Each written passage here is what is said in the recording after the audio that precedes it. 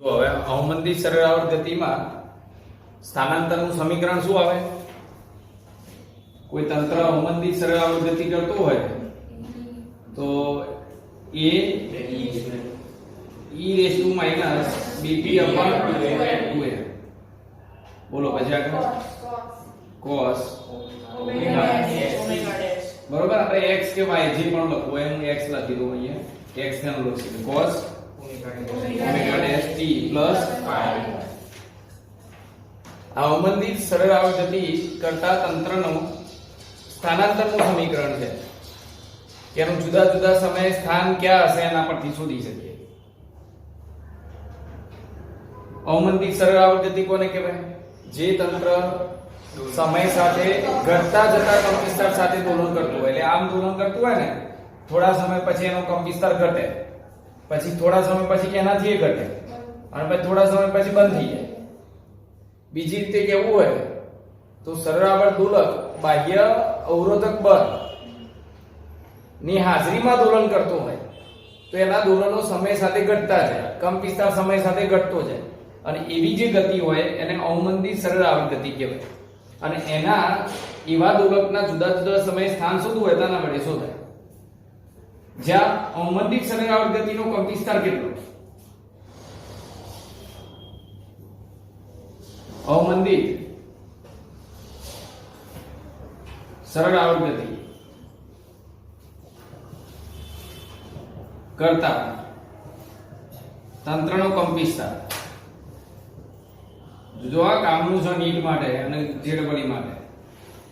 અવમંદિત સરળાવર્ત ગતિ કરતા તંત્રનો કંપવિસ્તાર એ કયા સૂત્ર વડે લખાય? જો તો જુદા જુદા સમયે એનો કંપવિસ્તાર, તો આ એનો કંપવિસ્તાર છે a0 e raised to minus bt upon 2m.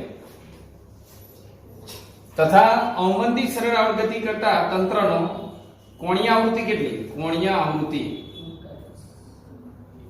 Omega dash. અને એને કયા સમીકરણ વડે દર્શાવીએ છીએ આપણે? √k/m minus b square upon 4m². આ અવમંદિત દોલન કરતા તંત્રની કોણીય આવૃત્તિ છે. પછી એનો આવર્તકાર શું લખાય? આવર્તકાર, બોલો આવર્તકાર શું લખાય? આવર્તકારનું સૂત્ર આવું છે 2π/ω. ખબર છે ને? ઓમેગા બરાબર 2π/t, તો t બરાબર 2π/ω. તો 2π અને ઓમેગા એટલે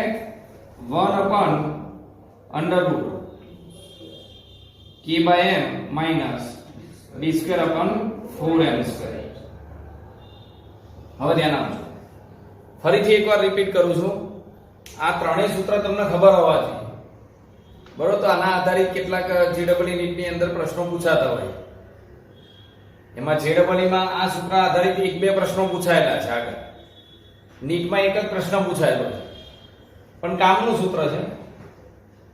ટૂંકમાં અવમંદિત સરળાવર્ત ગતિ કોને કહેવાય? તો કયા તંત્રની ગતિ અવમંદિત છે એવું કહી શકાય. તો કોઈ પણ તંત્ર બાહ્ય અવરોધક બળોની હાજરીમાં દોલન કરતો હોય, અને બાહ્ય અવરોધક બળોની હાજરીમાં દોલન કરે તો દોલનો શું થાય? ધીમા પડે. સમય જતા દોલનો ધીમા પડે અને છેવટે બંધ થઈ જાય.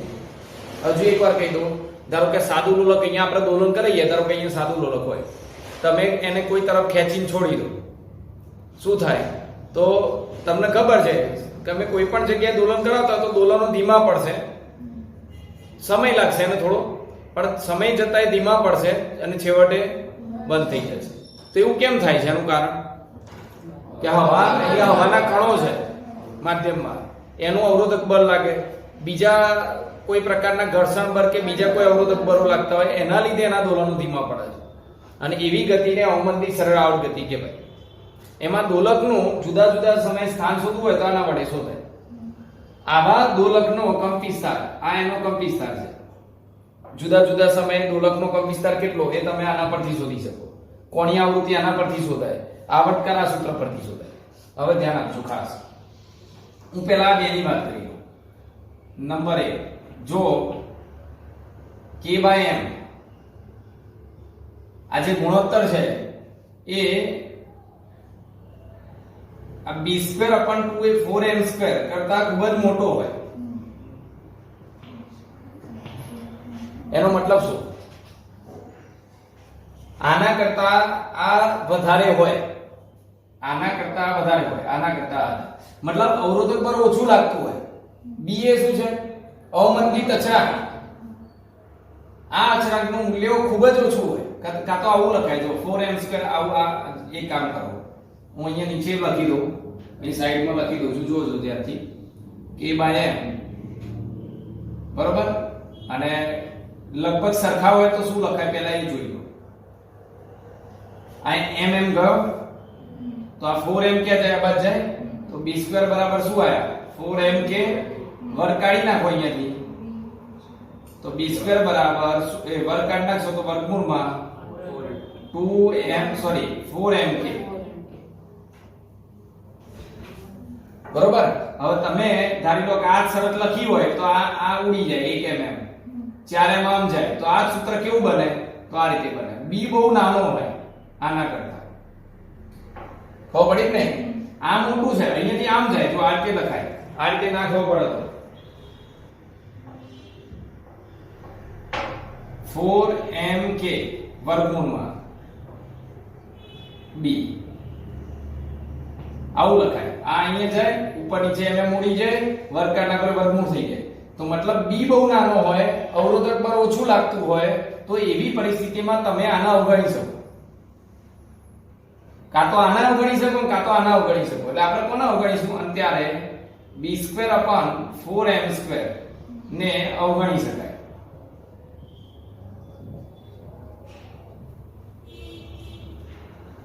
અને આને અવગણી નાખો તો વધ્યું શું સૂત્રમાં? તો આવા અવમંદિત દોલનો માટે જ્યારે આ કન્ડિશન લાગુ પડે ત્યારે ખ્યાલ આવે છે ને, અવરોધક પર ઓછું લાગતું હોય ત્યારે તો કોણીય આવૃત્તિ શું લખાય? અવગણી શકાય. અને તેથી આવા દોલનની કોણીય આવૃત્તિ √k/m થાય. અને આવર્તકાળ શું થાય? 2π. શું લખાશે? આ ભાગ તો અવગણી નાખ્યો આપણે, તો m છેદના છેદમાંથી અંશમાં આવ્યો તો 2π √m/k લખાય. ક્લિયર થઈ ગયું? આવું ક્યારે લખાય? અવમંદિત અચળાંક અથવા અવરોધક બળ આ મૂલ્ય ખૂબ જ ઓછું હોય ત્યારે તમે આના અવગણી શકો તો આ ભાગ એકલો જ વધે. નંબર 2 બીજી કન્ડિશન, હું આવું એક ઉદાહરણ હમણાં આપીશ તમને, ધ્યાન આપજો. બીજી કન્ડિશન આવી જાય, જો k/m કરતા અવરોધક પર વધારે લાગતું હોય, આ મૂલ્ય વધારે હોય, બોલો શું થાય? તો તમે આના અવગણી શકો, k/m ને અવગણી શકાય. બરોબર. અને એવી કન્ડિશનમાં ઓમેગા ડેશ શું લખાય? જો b² ની જગ્યાએ b થઈ જાય, વર્ગના વર્ગમૂળ નીકળી જાય. આ ભાગ તો અવગણી નાખો તમે તો b/2l. અને આવર્તકાળ t શું થાય? 2π √2m/b. ક્લિયર થઈ ગયું? ચાલો હવે આ ભાગ કાઢી નાખું છું. આ યાદ રાખજો, કામનું છે કે જેના પ્રશ્નો સૌથી વધારે પૂછાતા હોય. બરોબર. આનો એક બે કોન્સેપ્ટ અગત્યના હું શીખવાડું છું અને આ તમારે યાદ રાખવાનું છે. અવમંદિત સરળ આવર્ત ગતિ કરતા સરળ આવર્ત દોલકનો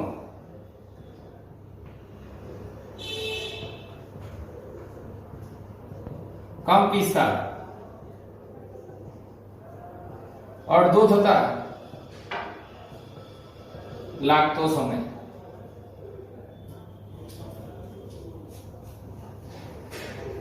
હવે અડધો થતા કેટલો સમય લાગે હું અહીં પહેલા સાબિતી બતાવીશ અને પછી તમારા ડાયરેક્ટ જવાબ યાદ રાખવાનો છે. સાબિતી તો આ યાદ રાખવાની છે પણ આ જવાબ પણ યાદ રાખવાનો છે. પહેલા તો અવમંદિત દોલનનો કંપવિસ્તાર શું લખાય? અવમંદિત સરળ આવર્ત ગતિ કરતા તંત્રનો કંપવિસ્તાર. તો કોઈ પણ સમય કંપવિસ્તાર બરાબર a0 e pt/2m આવું લખાય. હવે આપણે શું કરવાનું છે? આ કંપવિસ્તાર અડધો થતો, પ્રારંભિકમાં કેટલો હતો? પહેલા મહત્તમ હોય. હવે t સમયનો કંપવિસ્તાર અડધો થતા લાગતો સમય એટલે જ્યારે જ્યારે કંપવિસ્તાર કેટલો? પ્રારંભિક કરતા અડધો. અને ત્યારે સમય કેટલો? કોઈક સમય એવો મળ્યો કે એ સમયે આ કંપ વિસ્તાર કેટલો થઈ ગયો? કોનો અડધો? જે શરૂઆતમાં હતો એનો, એટલે મહત્તમનો અડધો. એટલે આની જગ્યાએ 0/2 લખાય. એ વખત સમય કેટલો? જોજો હો, ધ્યાન આપજો. તો અહીંયા શું લખાય? a0/2 a0, અને એ વખતનો સમયનો હું લઈ લઉં t1 હાફ, અડધો થતા લાગતો સમય. અને અર્ધાયુ કહેવાય. કંપ વિસ્તાર અડધો થવા માટેનો સમય, એટલે એ દોલકનો અર્ધાયુ કહેવાય. ક્લિયર થયો? તો આની જગ્યાએ શું લખાય? a0/2, આ બાજુ a0, e raised to minus b t1 half by 2a. થઈ ગયું? a0 cancel. જોજો હો, હવે ધ્યાન આપજો. 2 ઉપર જાય તો 2 ની -1 ઘાત, e ની -b t1 half upon 2a. થયો? શું કર્યું? ખબર પડી? અહીંયા કંપ વિસ્તાર અડધો લખ્યો તો ત્યારે સમય, એ વખતનો સમય t1 હાફ લખ્યો. પછી એ 0 ઉડી ગયા, 2 ને ઉપર લાયા. હવે જો માઈનસ માઈનસ કેન્સલ, એટલે કેવું સૂત્ર બને? માઈનસ માઈનસ કેન્સલ, ઘાતને માઈનસ કેન્સલ કરો. થયું? માઈનસ આ ઘાતની માઈનસ છે, બંને બાજુ કેન્સલ કરી. કાં તો ઘાતનો પ્લસ કર્યો છેદમાં લેવી પડે, તો આને છેદમાં લેવું પડે, તો એ સરખું જ આવે. સારું, હવે ઈ કાઢી નાખો તો આપણે શું લખાય? બોલો, યાદ કરો. ઈ કાઢીએ તો શું લખાય? ln. બરોબર? નેચરલ લોગ લખાય. તો આવું લખાશે, ધ્યાનથી જોજો. આ ઈ કાઢી નાખીએ ચરઘાતાંકીય પદ, તો b t1 half upon 2a. તો આ બાજુ થઈ જાય ln2.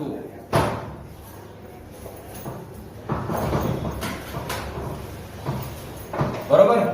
ચલો આગળ જો. હવે આ કયો લોગ છે? નેચરલ. નેચરલ મતલબ પ્રાકૃતિક લોગ, અને આને આપણે સામાન્ય લોગમાં ફેરવવો છે. આ પ્રાકૃતિક લોગને સામાન્ય લોગમાં ફેરવવો છે, મતલબ log 10 માં. આને છે ને, આ પેલા બરોબર યાદ રાખજો, log e કહેવાય. અને બીજો એક લોગ આવે log 10. આ પ્રાકૃતિક લોગ છે અને આ સામાન્ય લોગ છે. આપણને જે ટેબલ આપ્યું હોય છે log નો, એ કયું આપેલું હોય છે? આ આપ્યું હોય છે. એટલે તમારે આને શું કરવું પડે? આમાં ફેરવવો પડે. તો નેચરલ લોગ ને સામાન્ય લોગમાં ફેરવવું હોય તો 2.303 વડે ગુણવું પડે આને. આમાંથી આ ફેરવવું હોય ને, આ રીતે. તો 2.303 log 10. બરોબર? આને આમાં ફેરવવું હોય 10 માં સામાન્ય લોગમાં, તો આગળ 2.303 વડે ગુણવું પડે. એટલે શું લખાશે? અહીંયા જોજો, હું નીચે અહીંયા લખું છું, આ જગ્યાનો ઉપયોગ કરું છું અહીંયા. તો b t1 half upon 2a. તો આ બાજુ થશે 2.303 log 10. આ કયો લોગમાં ફેરવી નાખ્યા? log 10 માં, એટલે સામાન્ય લોગમાં. અને એ આ log 10 લખવા માટે આગળ કેટલા વડે ગુણવા પડે? 2.303. હવે ધ્યાન આપજો. હવે આ log 2 ની કિંમત 0.3010. જો 2.303 અને આની કિંમત 0.3010. આ log 2 ની કિંમત કેટલી થાય? 0.3010. પરમેનન્ટ યાદ રાખવાનું, વારંવાર આવે છે. log 2 ની કિંમત 0.3010 થાય. કાં તો log ટેબલમાં જોવું પડે. એટલે આ 0.3010 અને આ 2.303. એટલે આ કિંમત કેટલી થશે? તો 0.693. યાદ રહેશે? યાદ રહેશે ને?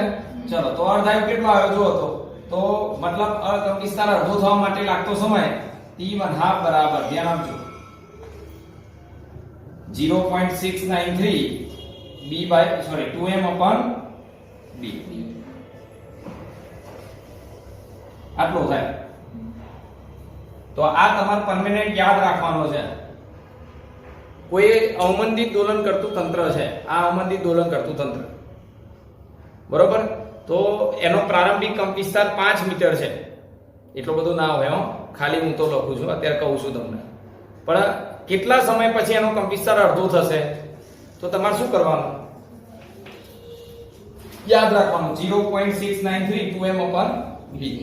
બરોબર? આ એની સાબિતી છે. હવે જો આના પરથી અલગ અલગ પ્રશ્નો કેમના સોલ્વ થાય, ધ્યાન આપજો. હું અહીંયા લખી દઉં છું.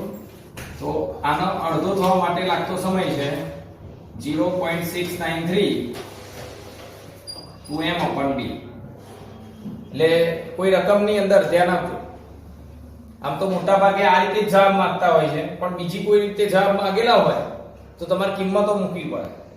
અવમંદિત દોલન કરતા તંત્રનું દર આપ્યું હોય, સાદું લોલક છે તો સાદા લોલકનું દર આપ્યું હોય, એમાં અવમંદિત અચળાંક આપ્યો હોય અને તમને એમ કે કેટલા સમય પછી એનો કંપવિસ્તાર અડધો થશે, તો ખાલી કિંમત જ મૂકવાની એટલે જવાબ આવે. સારું, હવે ધારી લો કે આવો પ્રશ્ન પૂછાય તો આના પરથી સોલ્વ કેવી રીતે થાય કે કોઈ તંત્ર અવમંદિત દોલન કરતું, અવમંદિત સરળ આવર્ત દોલક નો કંપવિસ્તાર 5 સેકન્ડમાં અથવા 5 મિનિટમાં અડધો થાય છે.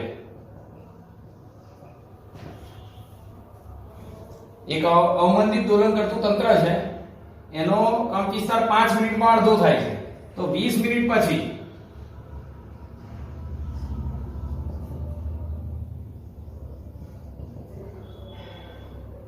કેટલો કંપવિસ્તાર થશે? અવમંદિત દોલનનો કંપવિસ્તાર 20 મિનિટ પછી કેટલો થશે? બોલો, કેવી રીતે ગણશો તમે આનો જવાબ? જવાબ લખી દો મુજો. અહીંયા આ રીતે ઓપ્શન આપેલા હોય, આ રીતે ઓપ્શન આપેલા હોય 0.693, બરોબર, અને અહીંયા આપ્યું હોય 2m/b 0.693, 4m/b 0.693, 8m/b 0.693, 16m/b. હવે આમાં કયો જવાબ આવે આના માટે?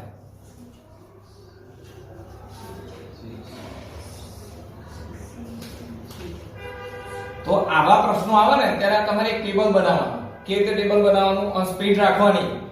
ટેબલ વગર જવાબ આવે, પણ એ વાત હું પછી કરું. તમારામાં ખાલી આટલું કરવાનું છે, આનો જવાબ કયો આવશે. આ બાજુ તમારે લખવાનું કંપવિસ્તાર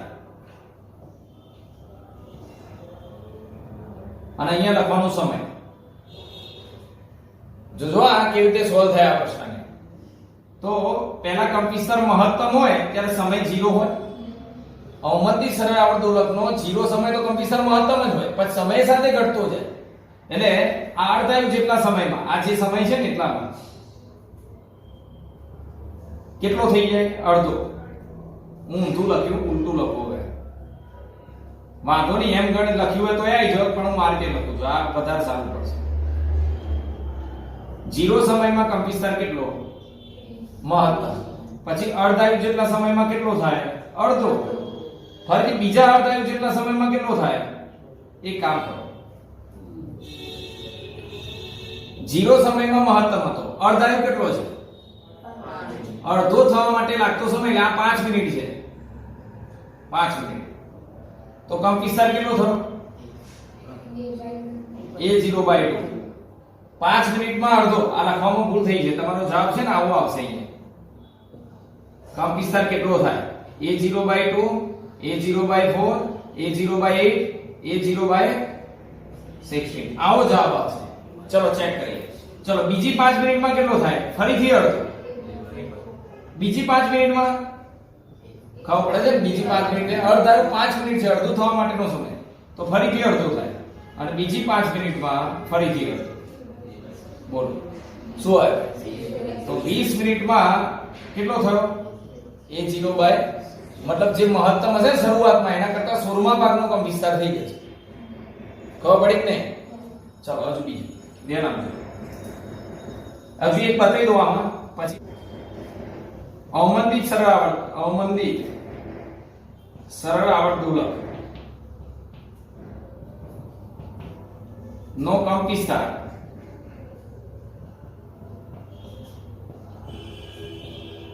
2 મિનિટ માં અડધો થાય છે. તો 6 મિનિટ પછી કંપવિસ્તાર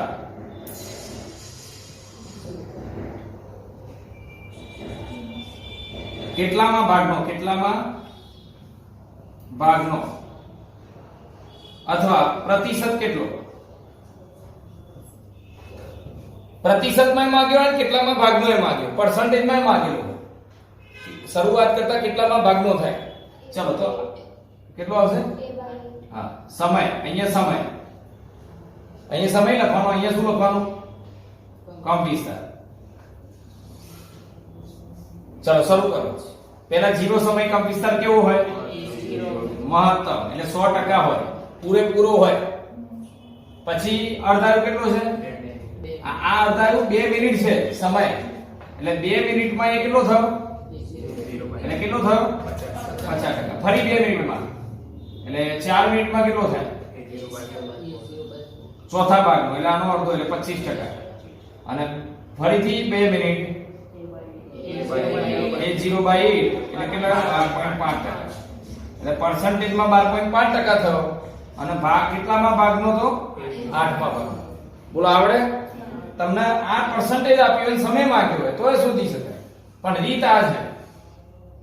આનાથી અઘરી રીતો પણ આવે છે, પણ એ 12માં આવશે, તમારા ન્યુક્લિયસ વાળા ચેપ્ટરમાં આવે છે. પછી બીજા 1-2 ચેપ્ટરોમાં પણ આ ટોપિક આવે છે. પણ આના માટે આટલું જરૂરી હતું એટલું મેં તમને નથી આગળ.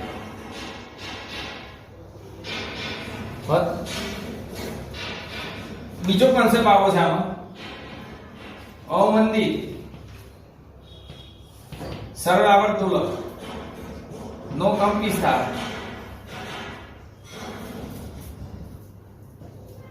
ઈમા ભાગનો થતા લાગતો સમય. ઈમા ભાગનો થવા માટે કેટલો સમય લાગે? તો તમારે આમાં ખાલી આટલું જ યાદ રાખવાનું, એનો સમય હું t લખું છું, 2m/b. ઈમા ભાગનો થવા માટે લાગતો સમય શું નીકળી ગયો આમાંથી? જુઓ, ખાલી આટલું નીકળી ગયો ને. જો ચલો સાબિત કરીએ. પહેલા અવમંદિત દોલકનો કંપ વિસ્તાર કેટલો?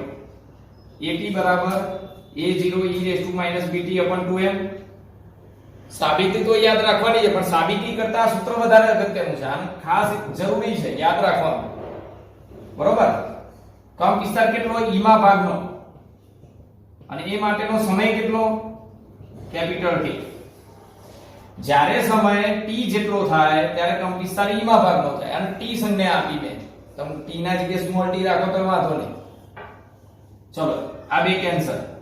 e ક્યાં આવે? e ની -1 ઘાત, અને આ બાજુ આધાર સરખો હોય તો ઘાત ડાયરેક્ટ સરખાઈ શકે?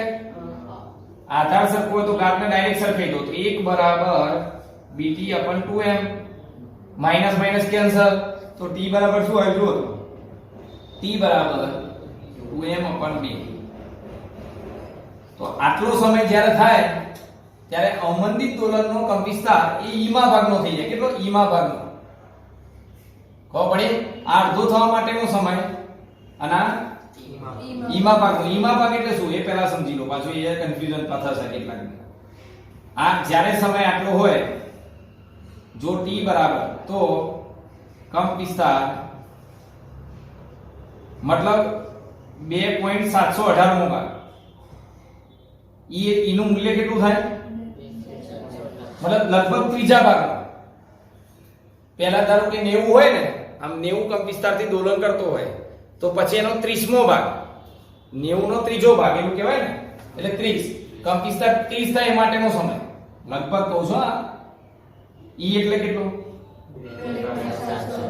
એટલે આટલા ભાગનો કંપ વિસ્તાર થવા માટે લાગતો સમય આટલો. ક્લિયર થઈ ગયો?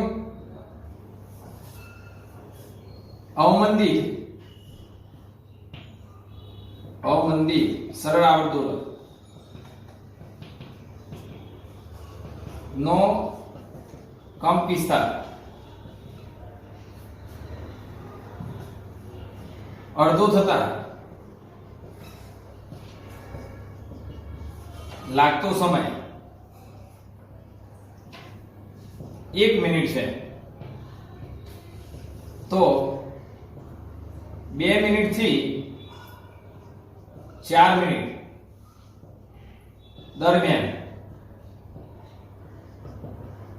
કંપ વિસ્તારમાં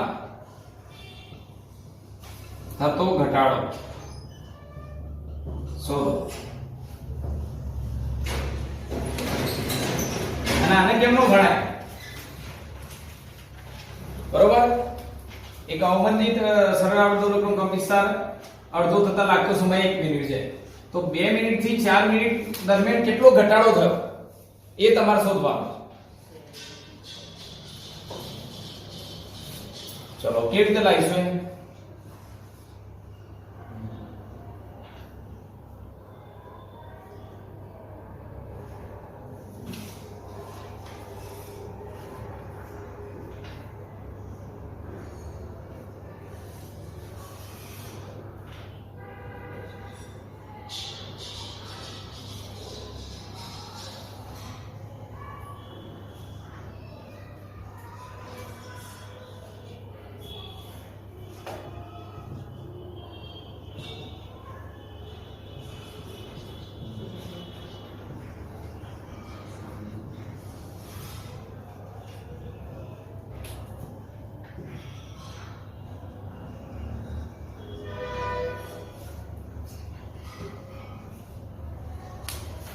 શું આવે છે?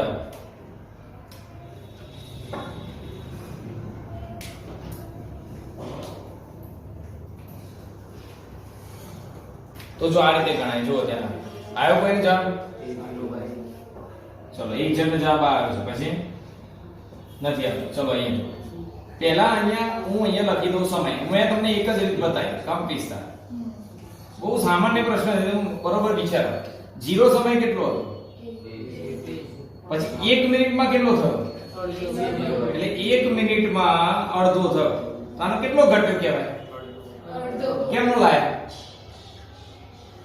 અડધો કેમનો લાય? 1 મિનિટમાં કેટલો ઘટ્યો? આ તો આટલો ને થયો આટલો, તો ઘટ્યો કેમનો? શું કરે? બાદબાકી. આમ દેખાવમાં એકદમ જોઈને તરત ખબર પડી જાય અડધો ઘટ્યો, પણ લાય કેમનો? બાદબાકી કરી. તો ચલો 2 મિનિટમાં કેટલો થાય? ફરી 1 મિનિટ, ફરી 1 મિનિટમાં અડધો, ફરી 1 મિનિટમાં અડધો, ફરી 1 મિનિટમાં અડધો. હવે 2 થી 4 મિનિટમાં કેટલો ઘટાડો થયો? તો શું કરશો તમે? 2 થી 4 મિનિટમાં કેટલો ઘટ્યો? પહેલા તો આટલો 2 મિનિટે, 4 મિનિટે આટલો થયો, તો ઘટ્યો કેટલો? તો બાદબાકી. ના ખબર પડી?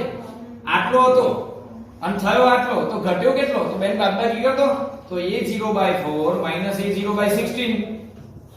16 નો લસા લઈ લો. તો અહીંયા 16 કરવા માટે 4 વડે ગુણવા પડે. 4 માંથી 1 એટલે 3a0/16. એટલે તમારો જવાબ શું આવ્યો? ખબર પડી ગઈ? તો આ રીતે આ પ્રશ્નોને સોલ્વ કરી શકાય. હવે એ રીતે ઊર્જા માટે વાત કરીએ. ઊર્જા અવમંદિત સરળ આવર્તોલક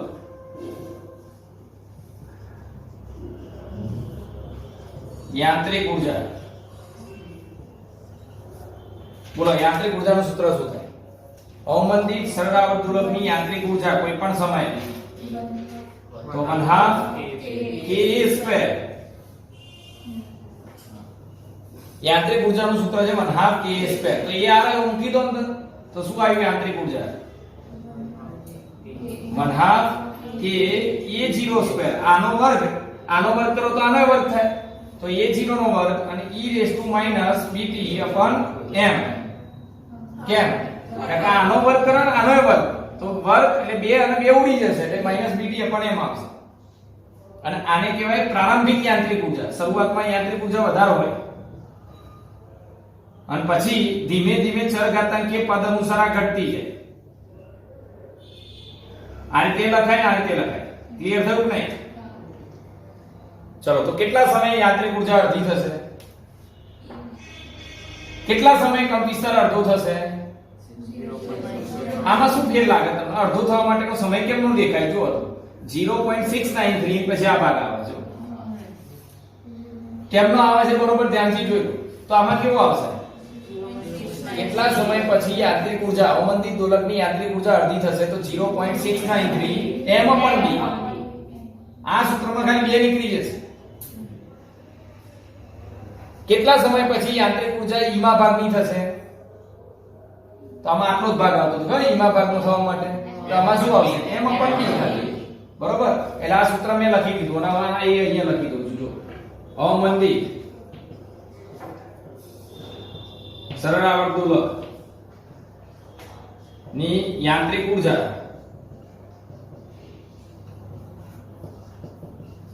કેટલા સમયમાં અડધી થશે? સાબિત નથી કરતા, ડાયરેક્ટ લખી દઈએ છીએ. યાંત્રિક ઊર્જા કેટલા સમયમાં અડધી થાય? તો હું અહીંયા લખું T1 હાફ યાંત્રિક ઊર્જા માટે શું આવશે? 0.693 m/b. અને ઈમા ભાગની થવા માટે લાગતો સમય, ઈમા ભાગ કેટલા સમયમાં